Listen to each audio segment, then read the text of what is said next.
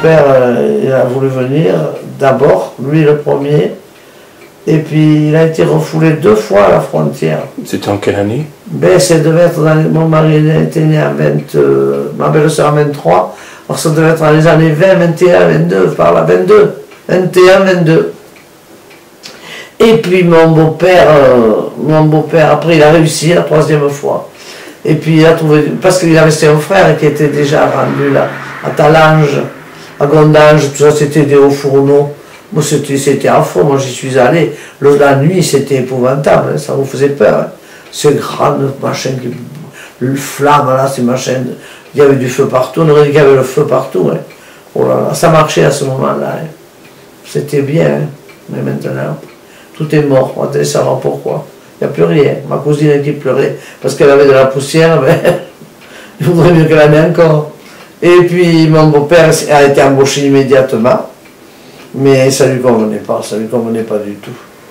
Non, non, il était très malheureux, mais enfin il a dû y rester 4 ou 5 ans, puisque ma belle-sœur est née en 23, mon mari en 24, et je crois qu'ils sont venus à Cursal en 25 ou 26. Oh oui, il est resté un bon bout de temps. Hein. Et ma belle-mère était contente, la pauvre, parce qu'elle gagnait des sous, parce qu'elle faisait à manger pour tous ces hommes qui étaient tout seuls, parce qu'il y avait des hommes, beaucoup d'hommes qui venaient, mais pas les femmes. Ou alors ils n'étaient pas mariés, ou alors les femmes ne voulaient pas venir, moi je ne sais pas. Et puis finalement, un beau jour, il avait un copain qui habitait là, qui était domestique, agricole, par là, je ne sais plus où. Angelo, on l'appelait Lazaret. Romain était connu, il habitait longtemps là, à Créon, là, à côté de la banque, là, comment ça s'appelle, il y a des maisons là. Et alors ce monsieur qui habitait là, cet Italien, il avait dit viens, je t'ai trouvé une place. Alors il n'a pas allez. Il est arrivé, quand il a eu la lettre, il a dit à ma belle-mère, ça va. Elle pleurait. Combien de fois elle m'a raconté? Elle a tout laissé. J'ai vendu un peu, elle disait, mais qu'est-ce qu'elle vend? Elle avait acheté déjà des trucs d'occasion. Alors elle avait gagné des sous parce qu'elle l'a payé, elle les faisait manger. Alors elle était payée, forcément. Ben oui, pauvre femme.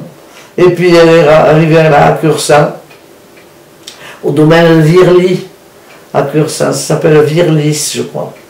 Et ça existe toujours, d'ailleurs, il n'y a pas de changement, hein. Ça existe toujours. Et il y avait des gens que je connaissais qui étaient propriétaires, mais maintenant je ne sais plus. Peut-être Jean-Marie le sait, mais moi je ne sais pas. Et puis ils se sont mis à travailler à terre, là, tous les deux, ma belle-mère autant que mon beau-père, pour gagner des sous. Et puis ils ont travaillé. Et puis ils n'avaient rien en arrivant, rien. Ils n'avaient même pas mené les casseroles. On le met la dame, ça s'appelait mademoiselle, je ne sais plus, c'était une vieille demoiselle, je ne me rappelle plus son nom. Enfin n'importe, ça a peu d'importance. Elle leur avait monté un peu, quoi, quelque chose, quelques lits pour les gosses, pour eux, et puis une armoire, et puis le feu de cheminée, que mon mari s'était bouillanté, parce qu'il n'avait pas l'habitude du feu de cheminée, et puis il a tiré un morceau de bois, puis il y avait la casserole avec